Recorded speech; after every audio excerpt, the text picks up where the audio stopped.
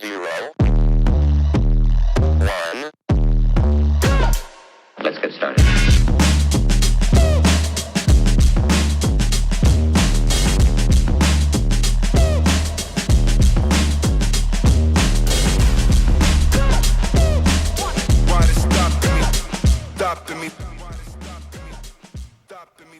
Hey everybody, good to see you, good to see you, good to see you. Are you standing on business? Are you now focused on how can I make this dollar out of 15 cents? Because Dr. Nicole B. Simpson, that's me, CEO of Harvest Wealth Financial, is saying something good. It's telling you something to get you all the way straight so that we can mind our business and leave other people alone during these uncertain times in the United States of America. We are going to use the laws that are already established to build up. Anybody ready to be on the financial come up? We are breaking free from financial trauma and we are becoming owners. That's exactly what we're doing. So this is it. Last time I told you, think about that skill, that gift, that anointing that you might have. Can it be monetized, right? And I was kind of giving you, some things that are in alignment with what is deemed, reasonable and customary in your ordinary course of business. So now I want you to think about a couple of things. One, what is the name of your business? What is it going to look like? Who are you? What type of business do you want to have? Is it a consulting business? Right now, mine, I have Harvest Wealth Financial. I have Harvest Wealth Publishing. I have Harvest Wealth LLC. I have Nicole B. Simpson. I want you to understand all of these are businesses that I have. So where are you in the naming of your business? After you've identified and then you've named your business, you're going to want to do a search to see if anybody else has the business that you have. This is very important because first of all, down the road, you're not going to want to fight with somebody else trying to identify yourself. Can I tell you how difficult it was being Nicole B. Simpson right after the OJ trial? I'm just saying, think about it. Even today, when you Google Nicole B. Simpson, Nicole Brown Simpson comes up as well. So I always got to fight her in the Google ranks where people can actually find your business. So take that very seriously. I name your business. Here's a word of caution. I just want to tell you this. Don't make it difficult to spell. Don't make it difficult to read and process or remember because you want people to find you. So anybody that's out here spelling their names exotically, hear what I'm saying. People can't find you. But I do have a take around to that. I do. Because some of us are not going to listen to me anyway.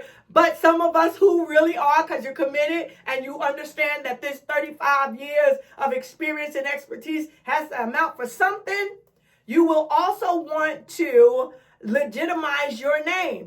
Not trademark it because you can't trademark your name, but you want to make sure your business is your name is swooped up in your business as well. So I told you the last time that NicoleBSimpson.com is mine, and I'm Nicole B. Simpson LLC. I want you to understand if you can now. There are some people that have common names. I told you about Nicole Brown Simpson, right? So there's some common names out there. So whatever can identify you, you want to make sure that you're doing that. You may want to use your first and your middle name, something that you may go by or, a saying that's associated with you that you can kind of brand or what have you. But whatever that is, name your business and then try to associate a secondary connection to your name because you are your business. And so that'll help you. And you can always, this is marketing, but I'm going to help you anyway. You can always combine them together so that you can always be found. So after you established your name for your business, because you figured out your gift, you figured out what type of business you want to go into, and you've named it, the next thing that you need to do is to identify what type of business would you like. All of this is so that we can comfortably utilize the tax benefits associated with becoming financially free and owning your own thing. We want to own our own thing so we can take advantage of everything this U.S. tax law is affording us. That's what we want to do. But anyway, and so the next thing that you want to do is you want to define which one is better for you. Now, most companies today, especially these smaller practitioners and things of that nature, many people rely heavily upon LLCs. I'm not here to advise you as to which one may be better for you. You can do a sole proprietorship. You may want to do it with someone, go into a partnership. You may want to go into a limited liability partnership or a limited liability corporation. Some people find that a C Corp or S Corp is most beneficial for you. I suggest that you speak to a professional to let you know which one lines up best with you. But for the interest of this conversation here and now, I will share that many people opt for LLC, Limited Liability Corporation. In fairness and in full disclosure, people like me, I am a financial planner. I have my own firm, as you know, because I tell y'all every week. I cannot have an LLC for my financial planning business. There are additional legislative rules and regulations that we must adhere to. I cannot separate myself from my business. And so I must be a solo practitioner in my business, doing business as and still owning Harvest Wealth Financial because I have other areas of interest in that regard. So I want you to know, if you're going into the business, what type of legal barriers may you have.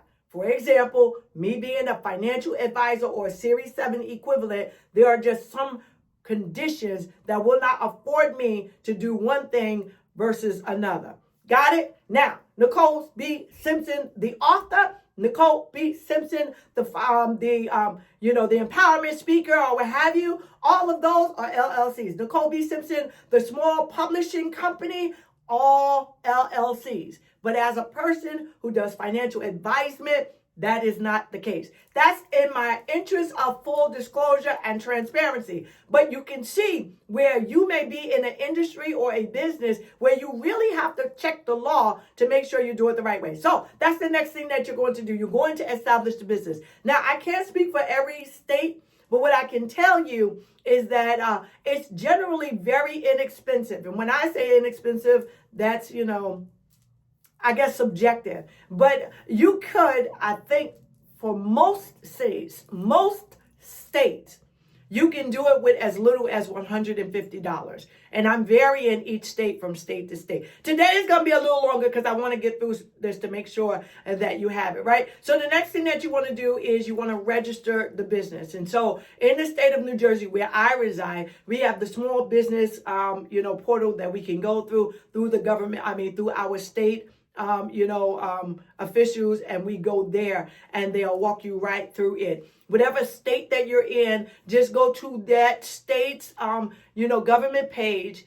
And so you'll look on there and look for how to establish or start a small business. That's where it is that you're going to want to start. Now that we're legally established, I'm going to go back and tell you what's necessary after the fact. Catch you next week right here as we stand on business.